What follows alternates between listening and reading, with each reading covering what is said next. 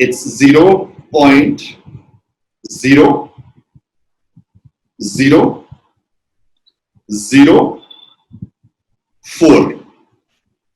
Okay, that's it. 0.0004% is the part of your brain that you're using consciously, or the part of conscious thought that goes into your everyday actions or decisions. Welcome to another episode of the peopleHum interview series. I'm your host Vanessa Rose, and let's begin with a quick introduction of peopleHum. peopleHum is an end-to-end, one-view integrated human capital management automation platform, the winner of the 2019 Global Cody Award for HCM, that is specifically built for crafted employee experiences and the future of work. We run the peopleHum blog and the video channel, which receives upwards of 200,000 visitors a year, and publish around 2 interviews with well-known names globally every month. And now for our guest, Dharmendra Rai is Mumbai's first mind map trainer.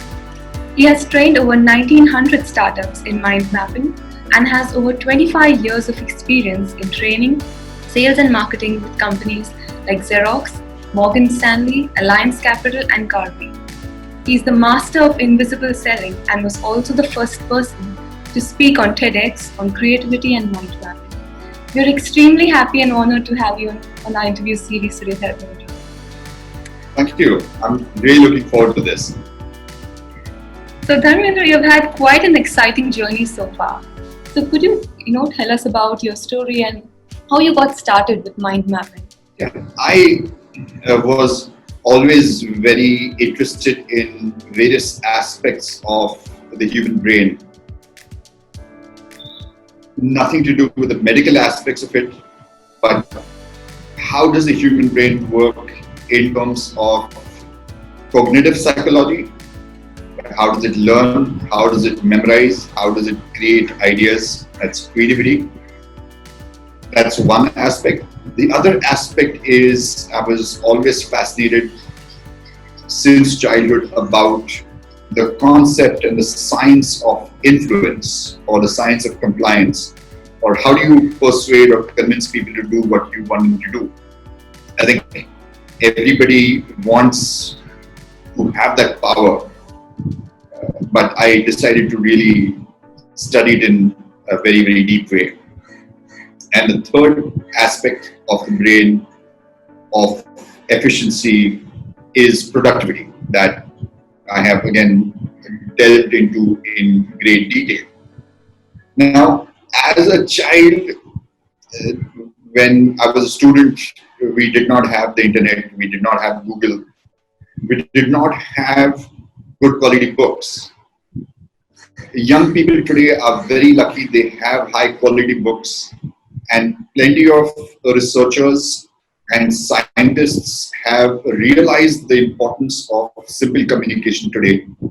So they've either learned to communicate in a simple way, or they tie up with journalists and use their help to communicate their ideas to the public in a simple way.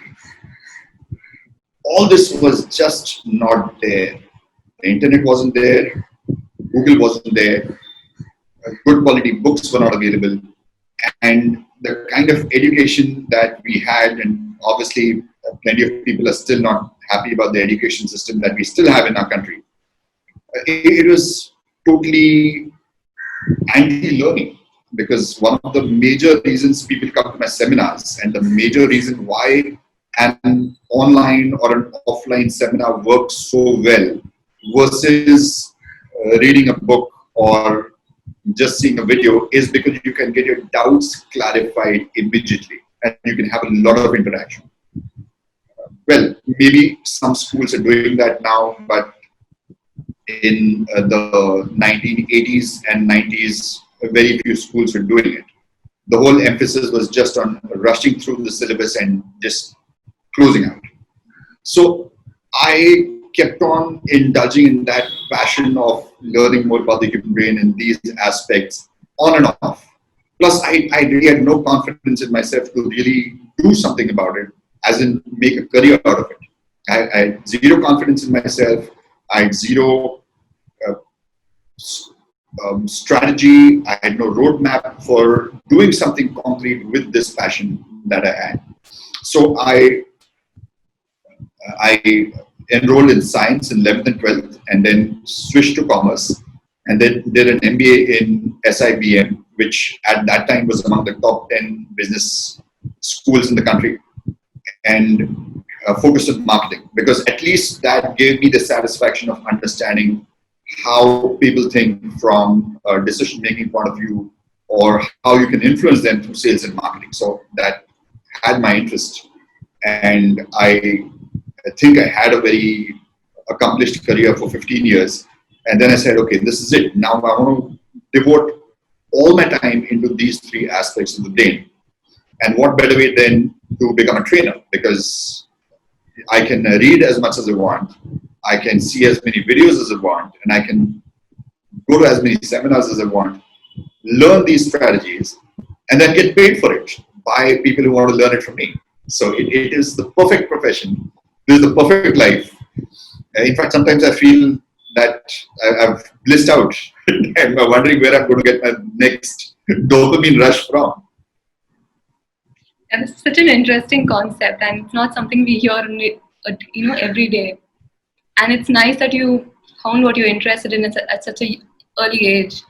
And yeah. Yeah, but I wasn't able to act on it. Today, children don't have that problem. They have resources. If they have money, it's great. They can go to a private tutor, they can go abroad, they can go for seminars. If they don't have money, they can go on Google. I did not have money. I couldn't buy books. There were not any great quality books anyway. And internet wasn't there. So I was at a dead end.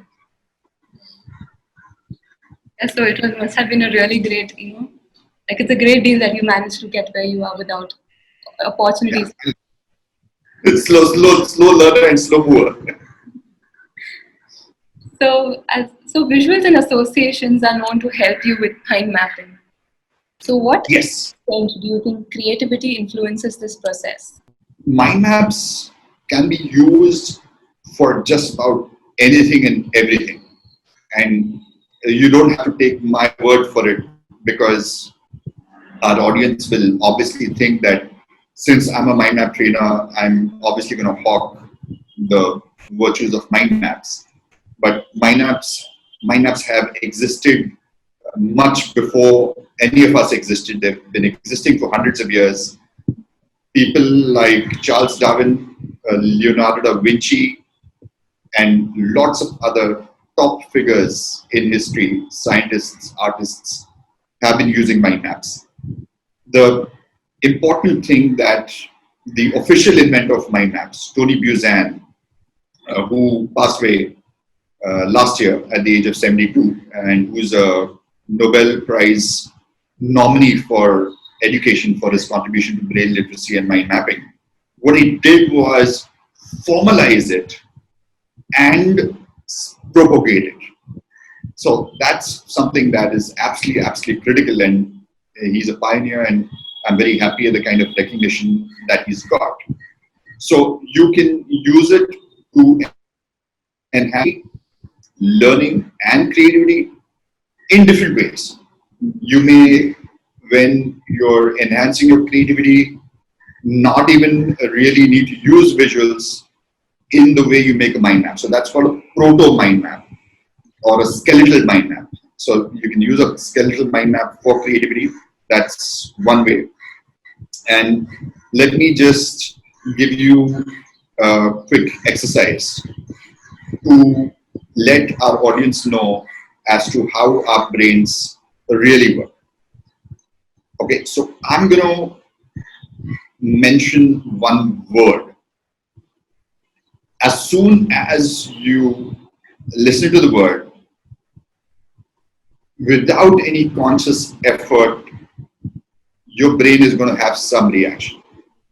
So I'm just requesting you to be a witness to how the brain reacts. Okay, are you ready? Can I give you the word?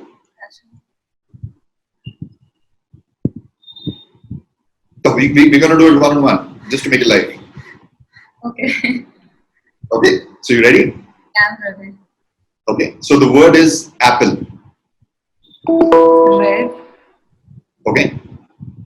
So what was the reaction? Something happened in your brain as soon as you heard the word apple. And what was that? I thought I pictured an apple. Okay. You pictured a visual of an apple, right? And that's exactly what's happened in the almost 400 seminars I've done on mind mapping. The minute I mention a word, it could be apple, it could be chair, it could be anything. The first reaction is that of a vision. So you thought of an apple, somebody else, plenty of people have thought of Steve Jobs, some people have thought of the Apple logo, some people have thought of Newton, but almost everybody, not everybody, but almost everybody, 95% plus of the people who hear a word tend to think of an image. And the conclusion there is that the brain just thinks in terms of visuals instinctively, reflexively. And the reason is not far to see. One of the biggest topics that's going to trend in the next 10 to 20 years is the topic of evolutionary psychology or evolutionary biology.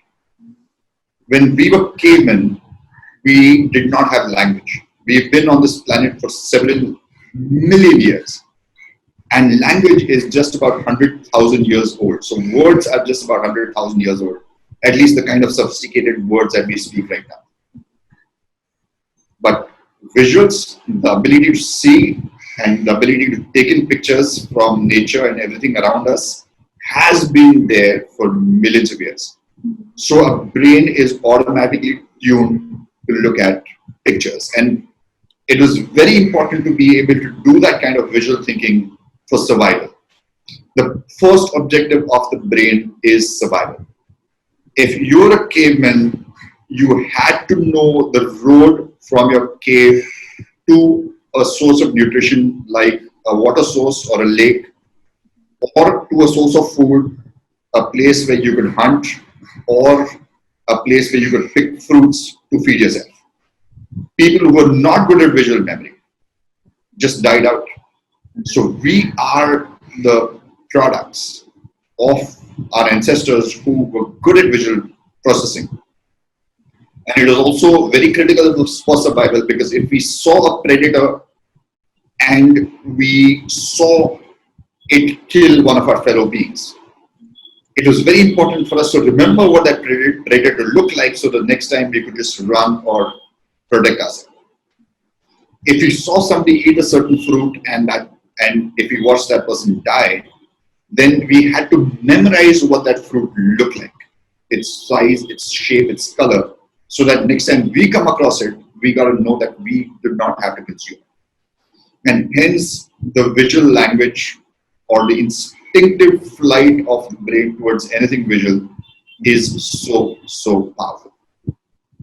Wow. So that is point number one. Let me just quickly give you two more points. I go on for and prove lots of points, but I just want to quickly look at an additional 2 points. So the second question to you is, this image that you saw, was it in color or was it in black and white? In color.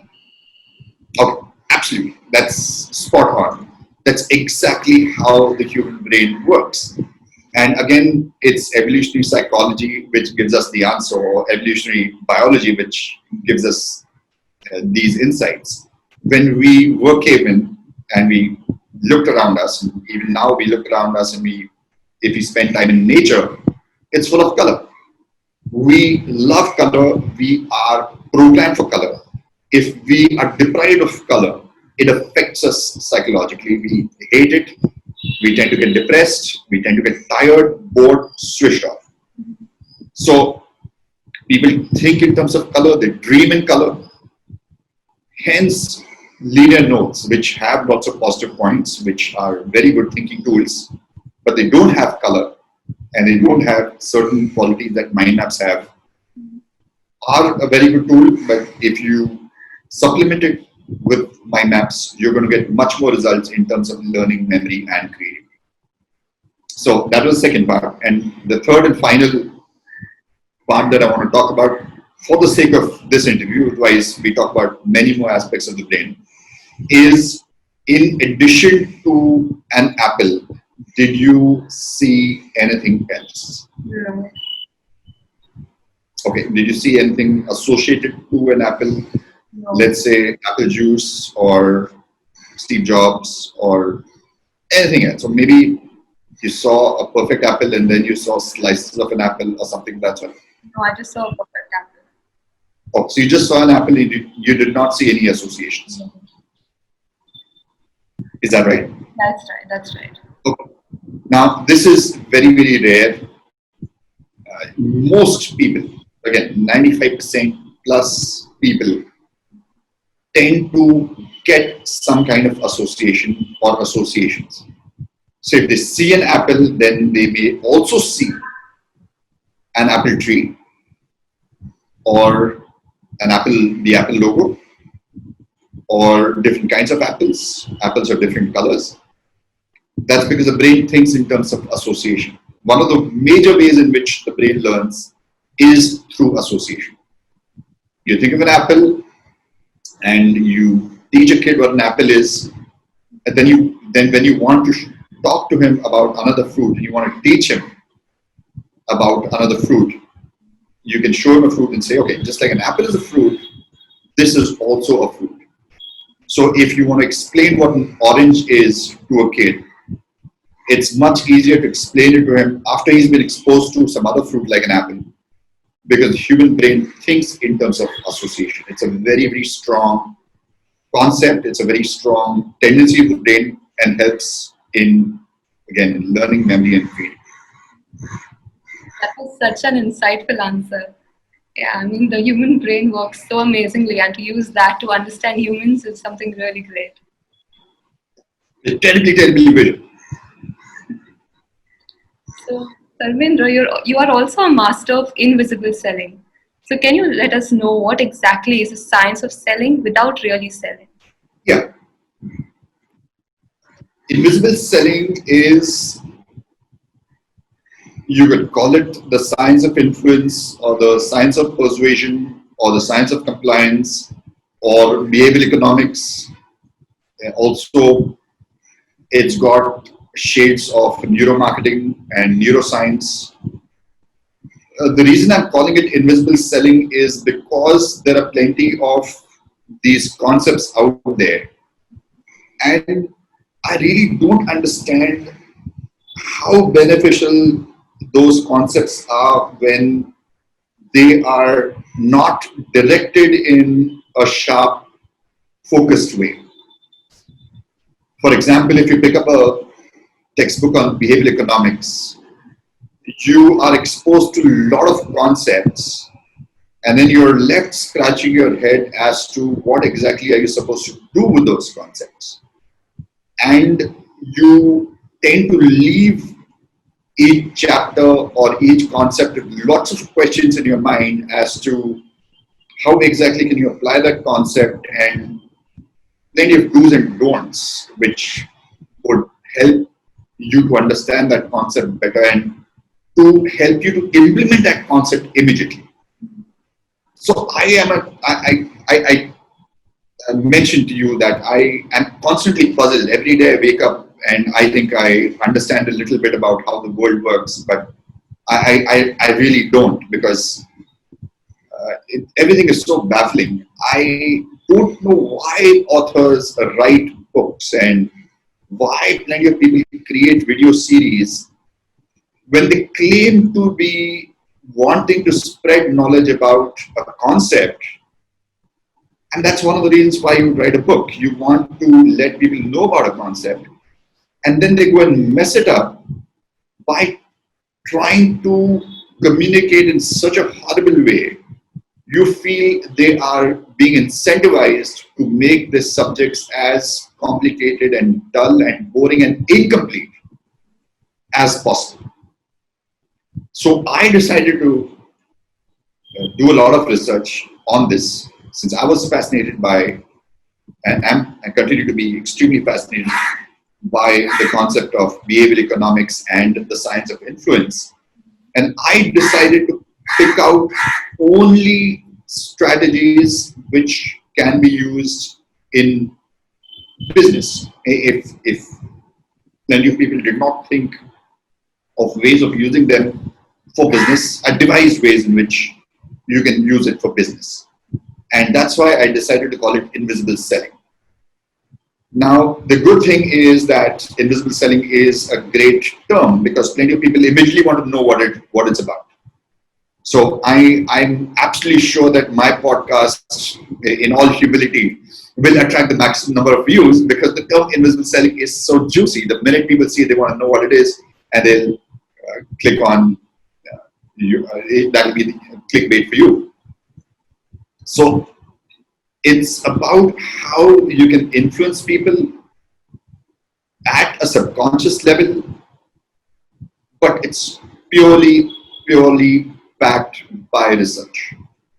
It has nothing to do with the concept of the subconscious mind as explained in, I call them hocus pocus books, like the power of the subconscious mind and The Secret, which tells you that all you have to do is just tell your subconscious mind you want a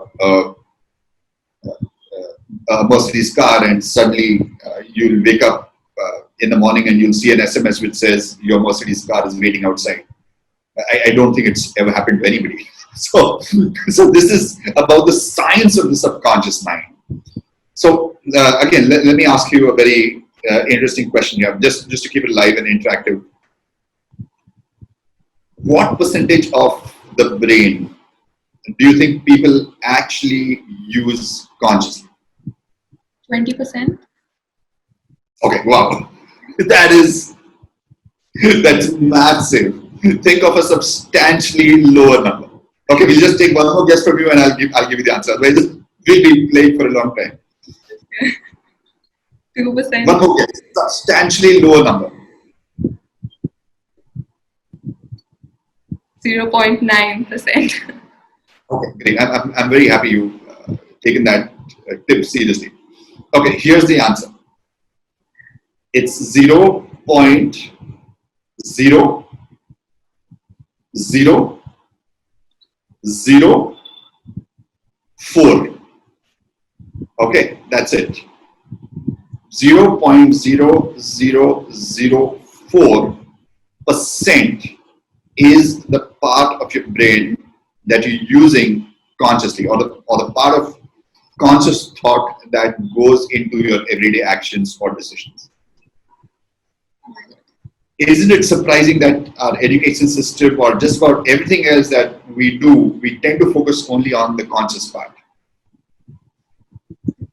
So traditional economics assumes that we are all super rational people. And again, this will probably be one of my last few questions to you. Can you tell me what you bought recently at a supermarket? It doesn't even have to be recent. Just go back to any purchasing decision of yours in the past. Like, does it have to be a huge one? No. Okay, we recently bought a fridge. Okay, fantastic.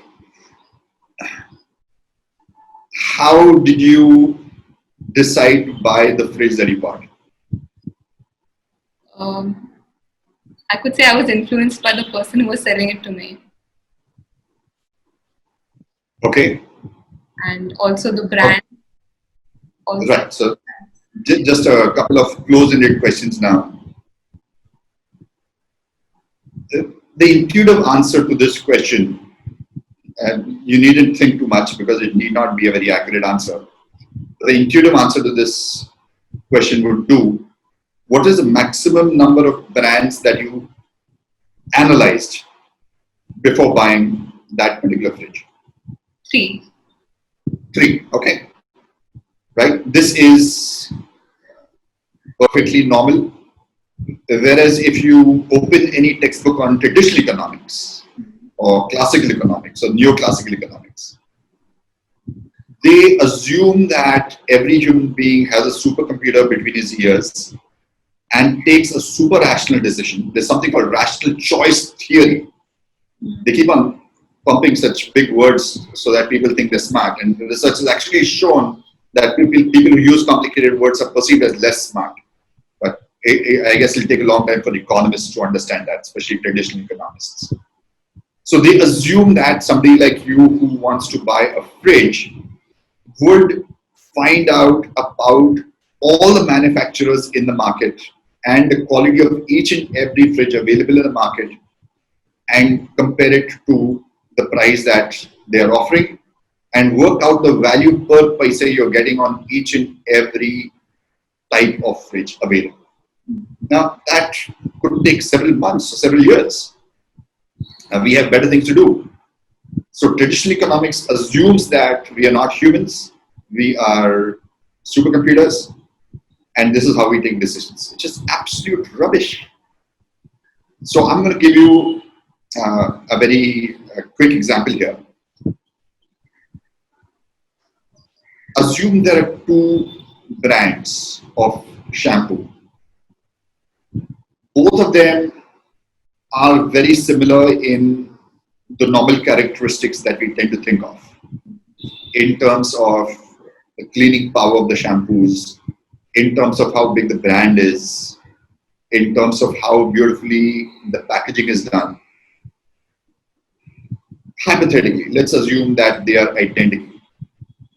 Yet, you have it on good authority that one shampoo sells more because it's used more compared to the other. Can you think of any reason? The brand? Okay, let's assume both the brands are equally famous. The advertising for one brand must be more than the other. Okay, that's a valid point. So let's assume that both of these are equivalent. I'll just take one more input from you and I'll give you the answer. So, another input. Word of mouth, maybe your friend must have recommended one to you. Okay, cool, great. So these are typically what plenty of people would think about, and you'll be shocked. These are the kind of factors which are considered important. That's what students are taught at even premium business schools. So it just shows how completely outdated their syllabus is. In this case, the excess consumption in one shampoo was happening because the vent at the top of the bottle was bigger for the high consumption shampoo versus the other shampoo. Now, if you were to go and really tell a consumer, you know, you're consuming more shampoo when you use this bottle because the vent is bigger, or you can tell your chief executive, and imagine you're the chief marketing officer of, say, Hindustan Unilever. Now, Hindustan Unilever is a company I respect a lot, and maybe they're taking behavioral economics seriously, but most companies are not, trust me. Just imagine it's a typical company which makes shampoos. I'm the chief marketing officer and I go to the chief executive officer and say, you know what? Or the chief executive officer comes and says, okay, we got to increase the consumption of our shampoos. What do you suggest? And I suggest to him, you know, we got to make the vent on the top of the bottle bigger. That will increase the consumption. What do you think is the instinctive response I'm going to get? Yeah, that's really crazy, but yeah, absolutely. I'm going to be ridiculed. I'm going to be the butt of people's jokes, and in most cases, the suggestion is not going to be accepted. And every meeting, the guy who's trying to score a point over me, the guy who's trying to get promoted over me, is going to bring it out. Like, look at this idiot. He's the guy who suggested that big hole theory. I mean, what an idiot. So, social structures, lack of insights into really hardcore research-backed strategies which can enhance sales are missing, and That's why I'm doing a lot of trainings on invisible selling. I've done close to 150 seminars already, including the world's first Tedx talk on invisible selling. Yeah, that was really interactive. It actually made me think. Thanks for that, Dharmendra. So, without elevator pitches and presentation selling, it can be quite tough for people. So, what is your advice for new venturers? Okay, the very first thing, I just want to say two things about this. One is something that they need to do before they launch their venture. I am, again, baffled again and again and again by basic questions about business, about marketing and sales from the founders of startups, and some of them are even medium sized by now, as to sales and marketing, especially, plenty of other questions also. And I'm shocked that this person or his team did not think of all these questions before he formally started his startup or before he got funding. It's absolutely crazy. So people need to do more homework. One of the bedrock principles of invisible selling is your product. Okay, this is probably the most 10 to 15 most powerful words for success in business or branding. I call it the U2 theory. U2 like the music group.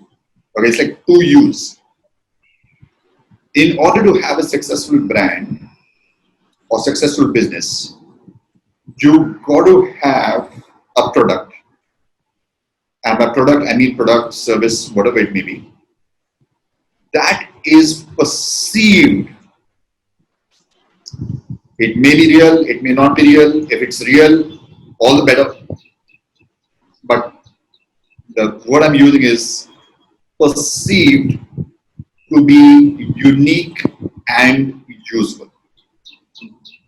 Okay, so I'm going to repeat that. One of the best ways to ensure success is to ensure that your offering is perceived to be unique and useful. If you're only unique and you're not useful, people will not see any value in you. I could dress up like Govinda.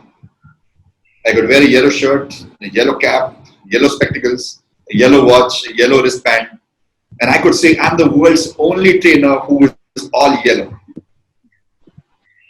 So yeah, I'll probably have the distinction of being a unique trainer, but then people say, what's the value to me? What's useful about you wearing yellow throughout?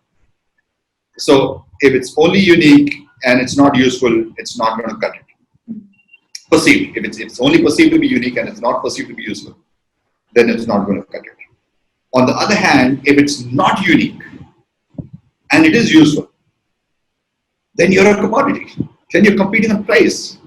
And you can never succeed because some smart guy is going to convert that commodity into a brand. Just like Bisleri converted water into a brand. Just like McDonald's converted a burger into a brand. A burger was just part of the offerings of various restaurants. A Subway sandwich was just part of the offerings of various restaurants. But Subway said, okay, we're going to take this out, we're going to make a big brand out of it. And they've gone on to make billions of dollars about it. So if you're offering something useful, if you are a chartered accountant, if you are offering taxation services, if you're an HR consultant, if you're a recruitment consultant, you are offering value. But then you have to find out a way to be perceived as unique. You could say, I have this app which interviews people without you coming to know whether you're interviewing a lady or a man, to eliminate gender bias. And if you're the first there, or you have a most advanced software there, that could be one way of showing that you're unique. You could be the biggest recruitment consultant. You could be the only recruitment consultant specialized in a certain industry because that industry is growing right now and nobody else thought of positioning himself as a leader in that industry or the only specialist in that industry. But you got to have, in addition to usefulness, a way to be perceived as unique. So this is easy for me to say, but it's difficult to do because you have to then stick with it. You have to keep on talking about it everywhere, on your LinkedIn profile, on your website, when you're talking to investors. You can't deviate from that path. You can't just get up tomorrow morning and say, oh, now this looks like a better product to sell, or this sounds more profitable. Let's just pivot. Be very careful while pivoting. If you've done your homework, then you don't need to pivot. So this is one thing that people need to do before they start. So do you want to have any clarifications on that before I just speak about the last and second part? Yeah, please go on. Yeah. So the second part is after they've started. After you got your strategy in place, there are plenty of things, but for the sake of the interview, I just want to talk about one more strategy that people have to be very careful about, that I'm not seeing plenty of startups being very careful about. One of the benefits of invisible selling is that you can implement most of the strategies for free or at a very low cost. And in the interest of time, I'm going back to the example that we spoke about. I'm making a bigger vent in a bottle of your shampoo is like zero cost or very, very low cost. So the first point was about the homework people need to do before they start a venture, before they get funding. Because once you get funding, you are in a mad rush to recover, to provide returns to your investors. But what you should do is rely on strategies which are either free, and the shampoo example is one example. You're just changing the vent and you are increasing the sales of a shampoo. You got to use plenty of such strategies. Okay, so you use lots of strategies. Even if plenty of strategies fail, you don't go belly up because they are low cost, low risk strategies. I'm seeing the market flooded with fake digital marketing consultants. The minute I see a profile on LinkedIn which says digital marketing consultant, the way my brain processes it is that this guy is unemployed. People who know nothing about marketing, who don't have any experience, don't have any subject knowledge, they claim to be digital marketing consultants. And these guys are getting certified by people like Google and other digital marketing institutes. That knowledge should be used to provide inputs to startups to market the products in a cheap way. If it's expensive, what's the point? Why would anybody want to take a risk with an expensive SEO strategy? Or Google Ads is ridiculously wrong as a strategy. You want to buy keywords on Google Ads. If it's an important keyword, then it's going to be very expensive. And if it's not a useful keyword, then you don't want it. So there are plenty of high risk strategies. I just don't know what is the compulsion for doing that. It's maybe to show the investor that they're doing something seriously. Well, sooner or later, the chickens are going to come home to roost. So Dharmendra, moving on to our last question, do you have any sound bites that you'd like to leave our viewers with? I'm using a lot of business terms and I'm focusing on business because when you read about business, when you do business, when you look at case studies, you understand humanity, I think, in a much better way than when you observe, say, academic life or when you just think about your personal life. So at a bigger level, brain literacy is not just about having a better career or making more money in business or being a better investor or something of that sort. All that obviously is very, very critical. So I've got a mantra which I have arrived at after plenty of years, which makes a lot of sense to me. So I just want to leave people with it. I think the more you know about how your brain thinks, the greater your chances of achieving happiness. Now, again, I don't want to leave people with just the word happiness. It's too vague. So I think happiness is directly connected with how much you can control. And I don't think control is a bad word, it's a very good word. How much you can control your brain, your body, and your money. Obviously, it's like BBM, brain, body, money. The more you understand about the brain, the more brain literate you are, the better you understand and control your body, your brain, and your money. Now, some people would be very surprised that I haven't mentioned relationships here, and relationships are obviously very critical to happiness, and they are. But then, if you're going to focus on too many things, it doesn't make sense. You focus on yourself first. You focus on your body, your brain, your money, and then you become a surplus individual and not a deficit individual. Then you have relationships out of strength and out of surplus. You don't have relationships because you need something from other people. You have relationships because you can contribute to that other person in a meaningful way, and he can contribute to you in a meaningful way, but you're not dependent on that other person because you're not a deficit personality. You're not a needy personality. So that's my understanding of happiness. You can think of invisible selling, you can think of cognitive psychology and mind mapping and use it in a narrow sense, or you can use it in a broad sense. So that is my message. Wonderful. It was a pleasure talking to you, Dharmendra. I Thank really you. appreciate you sharing your time and your views with us. And it was very insightful, and I'm sure our viewers are going to enjoy it too. Thank you, and thanks to you, and thanks to the entire team at peopleHum. And I'm looking forward to millions of viewers listening to our podcast. I'm sure.